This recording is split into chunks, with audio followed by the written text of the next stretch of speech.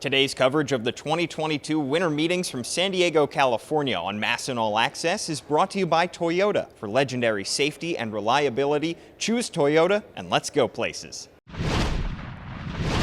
Paul Mancano and Brendan Mortensen joined now by the guys from Céspedes Family Barbecue or the Baseball Barbacast on Sirius XM. Yes. Jake Mintz and Jordan Shusterman. Guys, thanks so much for joining us. It's a pleasure to be back in the Mid-Atlantic with you guys in spirit. Yeah, we feel your presence, honestly. Oh, Anytime we talk about the Orioles or the Mariners in particular. Yes. Jordan, you're a Mariners fan. Yep. Jake, you're an Orioles fan. Yeah. These two teams, I think, are in pretty similar positions right now. You know, Mariners, of course, made the playoffs for the first time in forever. Orioles came darn close. These two teams, we should compare them, I feel like. Sure. Because they are in similar spots. I've been doing so much reflecting on the last time we were here in 2019, and at that point, both teams were coming off some ugly seasons. Yes. Real ugly, right? And now, I mean, things are looking up. And people have been asking us, sure, we'll do some comparison here, like, oh, is it getting, they're going to be competing for the same postseason spots as they kind of were for some of this past summer. But no, vibes are good, man. We've seen the dark days. Like, we're having a good time. People were like saying to me, hey, are you mad that you and your buddy are fighting for the same playoff spot? And I was like, what am I going to do? Complain about the 2022 Orioles? No, what am I going to do? Yeah, what am I going to be a party pooper about the 2022 Orioles? There you go. It's like, no way. Come on, it's great. I mean, the vibes are incredibly high for both teams. They are. So we need to start with some comparisons. I think the biggest one that a lot of people have talked about, if you are starting an MLB The Show franchise right now, you have the top pick, and you only have two options. Are you taking Adley Rutschman, or are you taking Julio Rodriguez? Can I say Kobe Mayo? Yes. Kobe Mayo is, of course, an acceptable answer as well. Have you heard about those exit velos, guys? So this is a super interesting conversation, even beyond the realm of I like the Orioles, he likes the Mariners. I think if you polled people in this enormous hotel maze complex, you would get a pretty even split. Sure. Now, I will go with Adley because it is impossible to find catchers like that. And we have already seen the impact of Adley Rutschman beyond what he does at the plate. Just the vibes, the leadership, the professionalism of look at the team ERA before and after he gets there. Like that's a big deal. We've already heard from some of the real newsbreakers that part of the reason Kyle Gibson is going to go to Baltimore is that the opportunity to work with a guy like Adley Rutschman. That is a real thing and a real deal. Not to say anything bad about J-Rod, but I do think that him being a catcher is a difference maker. Yeah, totally fair. And I mean, everything you said was correct. Thanks, man. All right, wrap it up. And that's the answer. I mean, to me, it's just that the offensive ceiling for Julio is so ridiculous that is levels of game changing that I am excited to find out, to see, and even if he wasn't on the Mariners. But it's so I just feel so lucky that we can even have this debate. Honestly, and especially I think that the real thing that changes, there's nothing like catching, how hard it is to be a catcher. And so to be clear, that is still on the defensive spectrum, way more impressive. But the fact that Julio has turned himself into a plus center fielder, when people are like, oh, he's just going to be a big corner masher, like maybe an Eloy Jimenez type, and he's like, actually, I'm going to become one of the fastest players in baseball too, is just the kind of thing where it's like, how did this dude is superhuman?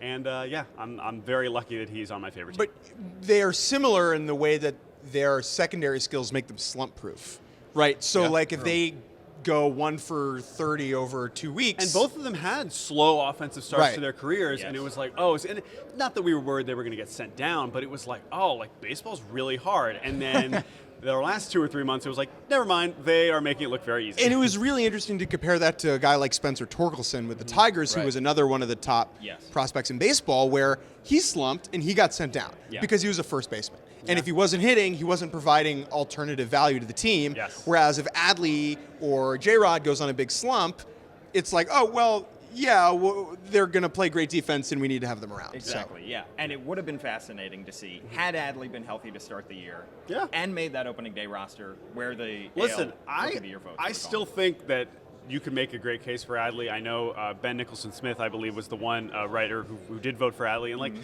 look, it's just, we're not going to get mad about it because they're both on our favorite teams and they're not going anywhere, and that's amazing. That is what matters the most. Ben Nicholson-Smith drinking for free in Baltimore and Sherwood, Oregon for the rest of his life. He's invited to the parade. So for the Mariners, they have Joey DePoto, who loves to make his trades.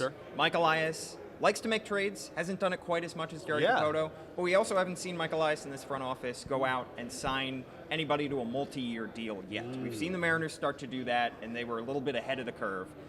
What is a dream offseason for the Mariners and for the Orioles? How can these two teams kind of level up? So we don't know what Mike Elias aggressive GM looks like, right? Yep. The totality of his tenure has been judged on his job and like AJ Preller's job are technically the same, but they have not been in practice over the last 5 years, right? They are two completely different gigs. Yes. And so we just don't know what Elias, the going for it GM, looks like. We don't know what liftoff is. Yeah. Right, as he said. Now, I think the fan base wants something sexy. I think at this point, they want Carlos Rodon. They have two things sexy right now. And Kevin Brown, of course. But I think they want Carlos Rodon. Carlos Rodon, to me, fits. He's the pitcher that's worth paying for. I currently have postseason brain after following the Phillies around, and it's like Kyle Gibson is a valuable guy to have, but he wasn't starting in the playoffs. Right. And I think that if you want to win a World Series, you need pitchers who you can give the ball to, who can go 5 or 6 innings in a playoff series. Look at the Astros. Yeah. Yep. Right? Obviously. Yep. And I don't think the Orioles have that guy on the roster right now. They could get it next year in free agency. They could make a trade. It could be Grayson Rodriguez. Right. But for me, this offseason, I think Rodon is the guy to go and do that with. Yeah. Well, I think that's actually a good jumping off point for what I want for the Mariners, because I feel also so fortunate that the Mariners do have those guys that we did see in the postseason. Yeah. And that is so rare. There are so few teams across the league. It's not just an Orioles problem, right? There are very few rosters, even on some good teams, where you're like excited to give the ball to multiple pitchers, let alone just one. And so the Dodgers were like bullpen gaming, right? Right. I mean, there are good teams that don't have these guys. And so for me, I am still looking for offensive impact. I was always skeptical, unfortunately, that they were going to go after one of the big 4 shortstops. We know Turner's gone. I know a lot of Mariners fans wanted that. I still think Bogarts would be awesome, but the fact that they've added Teoscar Hernandez, which was an awesome addition, and Colton Wong makes me think that it could be another more middle market guy, but I'm waiting. I mean, Masataka Yoshida just got posted. He's a really fun name with maybe some upside that you wouldn't see on some of the other options. But, Conforto's still out there. I mean, Brandon Nimmo would be an amazing fit, but I just don't think that's going to happen. So I would really like to see them add one more actually good hitter in free agency. So looking at pitching, and I'm glad you guys brought up specifically pitching, because we saw how good the Mariners pitching was, especially in October. To have young guys who are that good out of the gate is a huge benefit. Yeah. If the Orioles can get a Grayson Rodriguez to be good out of the gate, I mean, that can raise the team ceiling tremendously. And we know that George Kirby is already a proven big league starter. But if Grayson Rodriguez hits his ceiling, it feels like he could be right there or maybe even slightly better. Yeah, a year ago, this is a really, really, really good debate. Yes. Now that the last we just saw George Kirby was 7 shutout innings in the postseason against the Astros, that helps. It feels a little more like a safe bet. Grayson, turn this off. Yeah, it's fine. But oh man, I mean, we love G-Rod. Like, he is he's been at the top of the pitching prospect list. Right. Yeah. And he's never been bad when he's been pitching. I know he dealt with some injuries, but that's part of being a pitching prospect, and it is part of why it's you have to be a little worried and a little nervous and not get too excited that it is going to be a guaranteed great big league starter. It just does not happen that often. Of course he has the talent to do it, and you're right, because that is not in necessarily the Zips projections. It's really hard to project with certainty a big league, a rookie pitcher, being an awesome pitcher right away. Yeah. This guy's talking to us like we didn't, survive the Matus, Madison, Bundy and Gossman. Gossman. And they weren't, thanks, they man. weren't I even know. that bad. Yeah. And they weren't even like, it's not like they were. Wojciechowski. Woj bomb. But that's the thing. So but the talent is there. Sure. But I'm still taking Kirby. Oh, love George Kirby. Once you get to that level and you prove yourself, it's hard. Yeah, exactly. Like, G-Rod has done it for the Norfolk Tides. Yeah. Yeah. Like, he would be the first person to say that doesn't matter. Right. Like, he's that kind of, right, he's a Yes. competitor. He's all the cliche stereotypes. He's a bulldog. He would be the first person to tell you, sure, being the top pitching prospect in baseball is better than not. Right. But it means bupkis until you do it on Yep. a big league mound. One more big debate for you. Do you have a manager of the year vote this year? You picking Brandon Hyde or Scott Service? So we'll go a little inside baseball behind the curtain. We're finally joining the BBWA this winter. Whoa! And, because we are real, capital J journalists. Yeah. And if everyone's like, oh my God, you're going to have a Hall of Fame vote someday. It's like, no, okay, whatever. Awards. And then I'm like, manager of the year. Boy, do I not care about that.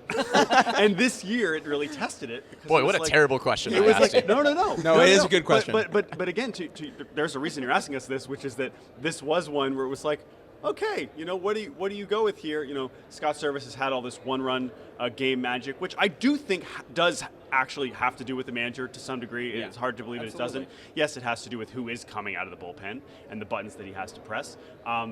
But no, I probably would have gone Hyde. I mean, I don't know. But this is why Manager of the Year is so stupid. Why do I get to decide that? When we look at any other award, right, whether it's Cy Young or Rookie of the Year, MVP, there are numbers that we can look at and that tell us a factual story. Yeah. We do not know whether Brandon Hyde or Scott Service or Craig Counsell or Dusty Baker even is a good manager. They're competent, and over time your track record proves something about you.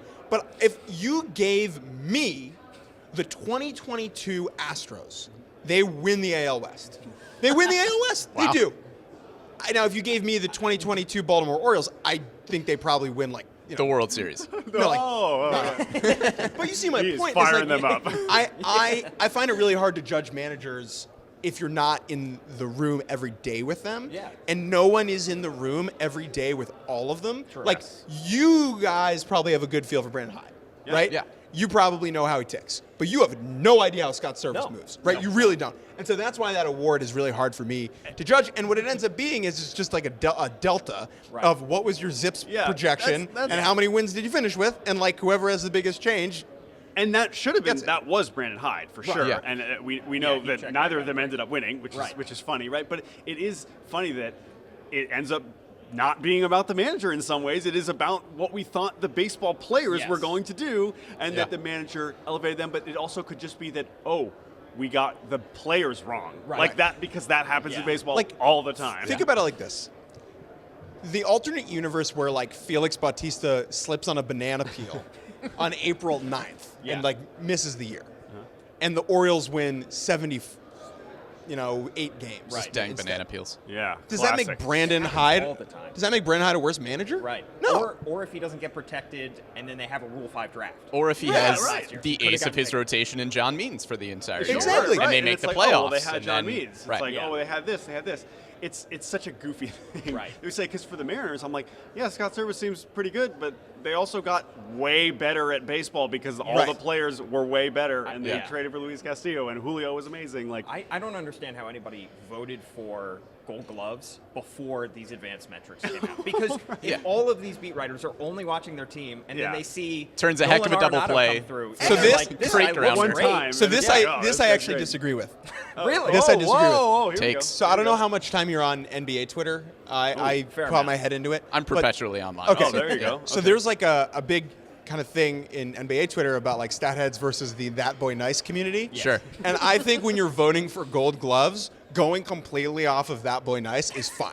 Like Got I that think dog. that's Got that fine. dog in him. That's how That's Asdrubal all. Cabrera won, and Yunieski Betancourt, who was like, because it was like, oh, did I see him on SportsCenter top 10 plays? Yeah, I did. I'd probably Yeah. go And that's how Glover. Carlos Correa got a finalist this year. well, you know? well, yes, I but know, also, but Well, that based should off have been his Jorge track record, Mateo but yeah. because you watch him and you're like, that boy nice. that's true. That's a heck of a play. That's very true. But Yeah. also, he didn't necessarily have the same reputation coming into it, and That's he didn't true. and he wasn't famous enough coming into it. Yes. And also, Name- Gold Gloves name had to do with offense at some point because it was like, who are we thinking about because they're good at hitting? Exactly. Right. And they look okay out there, so let's give them the Gold Glove. Yeah. Because to your point, right, we didn't have defensive metrics, and that was probably way harder. But it's not like defensive metrics are great right now. No, like I don't they're- like not they're that they're flawed. bad, but it's like I don't know which one is the best to look at. I have no idea. And the other funny thing, right, is we're awarding, let's say, like Corey Dickerson Yeah. for He's got a being Gold Glove. that's what I'm saying, for being a great defender, but then you're like not rewarding the second best defensive shortstop. Exactly, Right. right. And that's the other. It's such a bizarre award, and